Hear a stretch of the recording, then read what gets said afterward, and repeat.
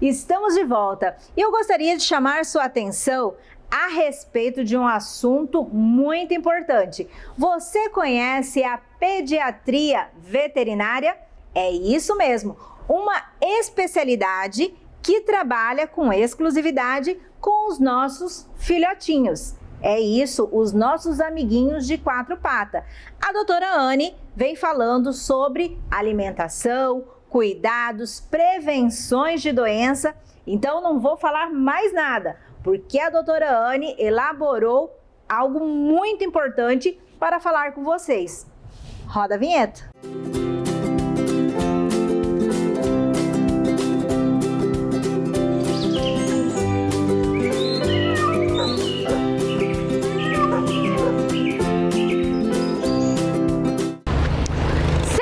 Pessoal, em mais uma Prosa Animal, comigo, doutora Anne Leite.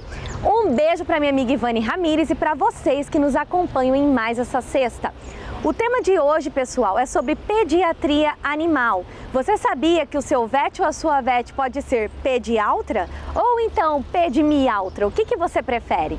O seu vet vai fazer o acompanhamento do seu filhotinho de cão e de gato até que ele se torne um adulto, porque são muitas as dúvidas, desde a alimentação, qual é a ração mais indicada, qual é o tipo de alimentação mais indicado para cada fase desse filhote. Outra coisa importante sobre a imunização, pessoal, é muito importante imunizar seu cão ou seu gato desde filhotinho. Você vai prevenir ele de muitas doenças que na fase de filhote podem ser até fatais. No caso dos cães tem a famosa parvovirose e a sinomose. E no caso dos gatos, pessoal, tem um monte de doenças que também pode levá-lo à morte, como a parainfluenza felina e demais doenças, pessoal. Então é muito importante que você vacine o seu pet o quanto antes. Isso o seu veterinário vai poder te explicar. Vermifugação também é muito importante. Esses dias, na minha rotina clínica, eu peguei um gatinho com uma barriga bem grande. Quem olhasse aquela barriga ia pensar, nossa, tá comendo muito. Mas não, acreditem vocês, aquela barriga foi causada por uma crise de verminose. Porque a crise de verminose pode levar o seu animal a desenvolver a hipoproteinemia, que faz com que ele aumente a barriguinha, a famosa barriga d'água. Nesse caso, um vermífugo resolveria. Então, pessoal, muito importante que nessa fase de filhote até adulto e até depois, o seu vet te acompanha a todo momento. Gostaram, pessoal? Então fique agora com o Vet Responde. Eu me chamo Samara, eu sou a dona do Bingo e nós moramos em apartamento e nem sempre eu consigo sair com ele para vir no parque, por exemplo, para passear. E a minha dúvida é em relação à ansiedade e depressão que pode desenvolver nos animaizinhos que ficam muito presos em casa. Que dica que o veterinário pode nos dar que nos ajude a fazer algum tipo de brincadeira ou alguma dinâmica com eles para evitar esse tipo de problema. Respondendo a pergunta da Samara a respeito da ansiedade em cães.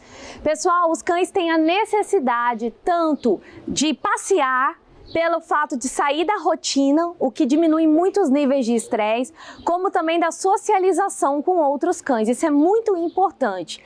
Mas se você é uma pessoa que não tem tempo, é muito corrido, chega em casa, está cansado, não tem aquela disposição, o que você pode fazer? Tem um momento de brincadeira com o teu pet, de interação, em que você vai pegar um brinquedinho, vai jogar, vai estimular ele a pegar, fazer carinho, dar recompensa. Se você fizer isso ao menos uma vez por dia, você já está ajudando o seu pet a diminuir muito o estresse.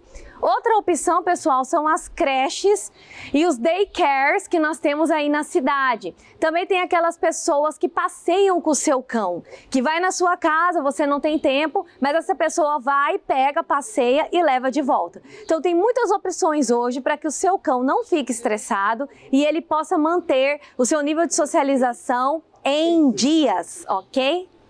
Meu nome é Mônica, essa é a minha cachorra Corona.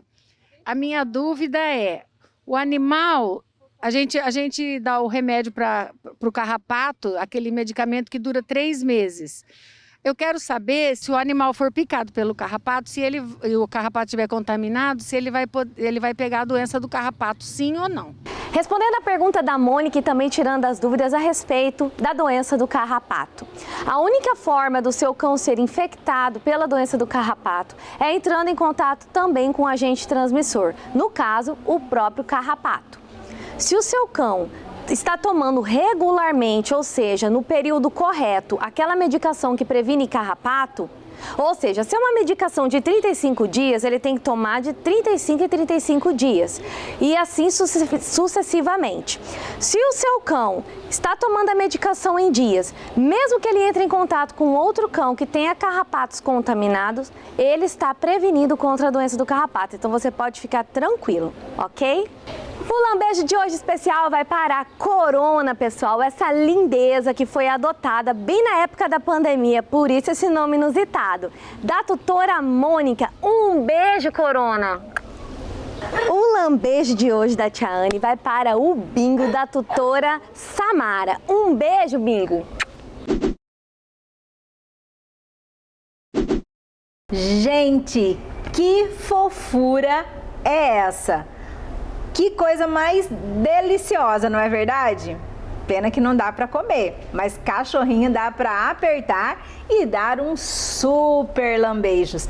Em falar de lambejo, se você que está em casa também gostaria que a doutora Anne mandasse um super lambejo por seus doguinhos ou cats de plantão, o WhatsApp aí na tela, você pode mandar para cá também a foto dos seus filhotinhos, dos seus pets de cada dia.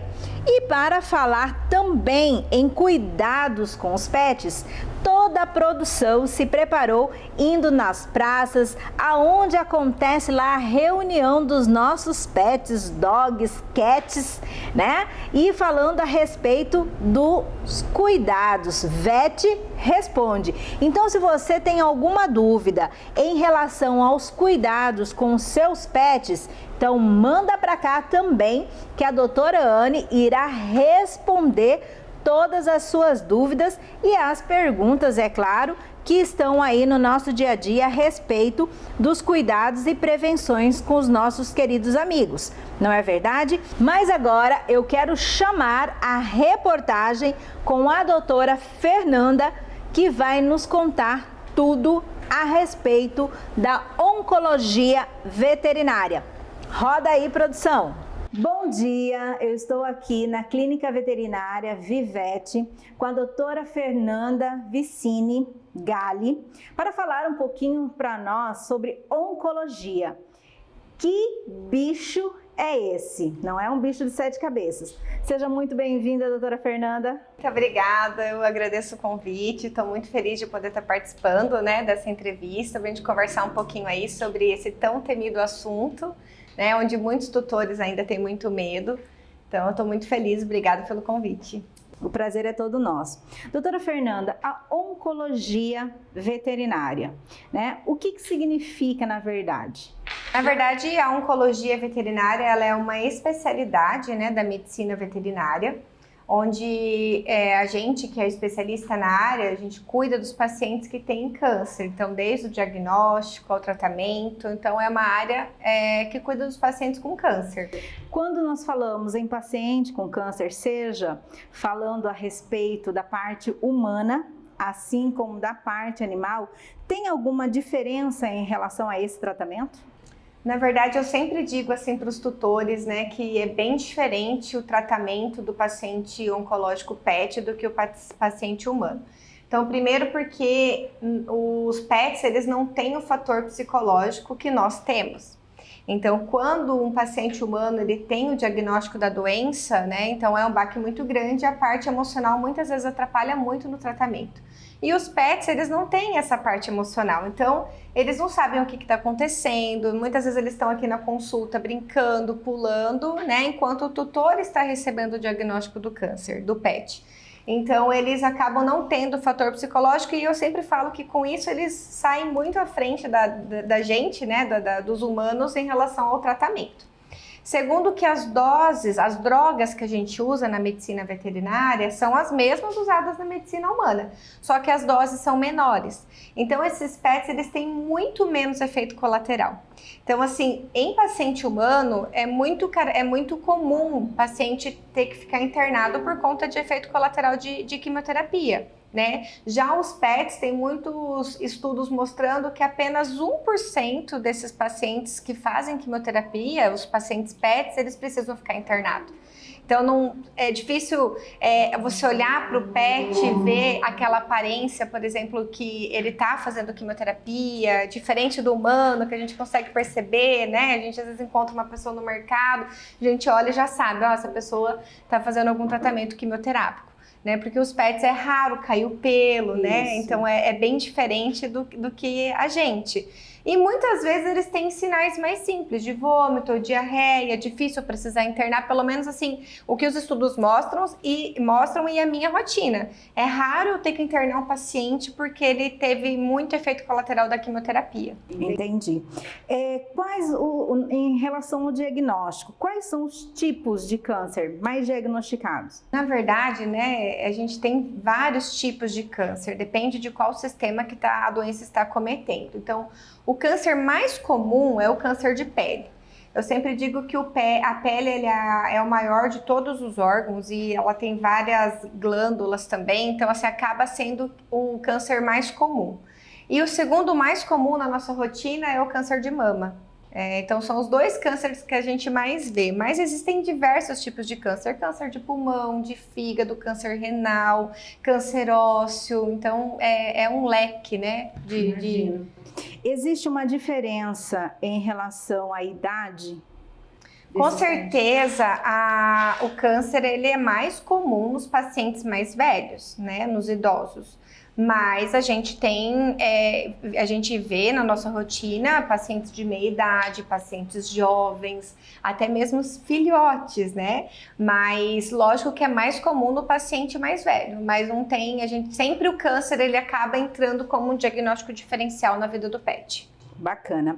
Em relação ao diagnóstico, como a senhora já falou, existe algum tratamento que pode ser feito precocemente para prevenção? Falando de prevenção, isso. Então, quando a gente pensa principalmente em câncer de mama, né, existe sim a prevenção, que é com a castração. Isso é algo bem interessante também para a gente poder aproveitar o espaço aqui para estar falando, que ano passado, se eu não me engano, acho que foi em 2019, teve o último consenso de mama, que mostrou a diferença na hora de castrar a idade, né? Antigamente a gente castrava esses PETs, a gente sempre recomendava castra antes do primeiro cio, que diminui em 99% a incidência do tumor de mama.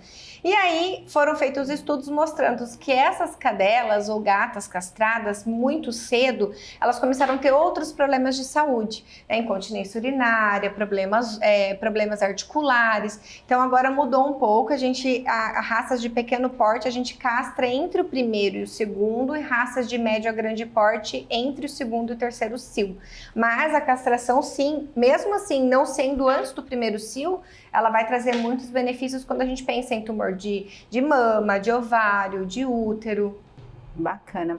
Doutora Fernanda, muito obrigada, porque o nosso tempo aqui, ele não corre, ele voa, né? Parabéns realmente por essa sensibilidade, porque quando nós falamos em oncologia, existe uma carga emocional muito forte, então parabéns por toda essa delicadeza, né? Essa sensibilidade em tratar os PETs aqui na Vivete. Imagina, eu que agradeço, pessoal. Obrigada.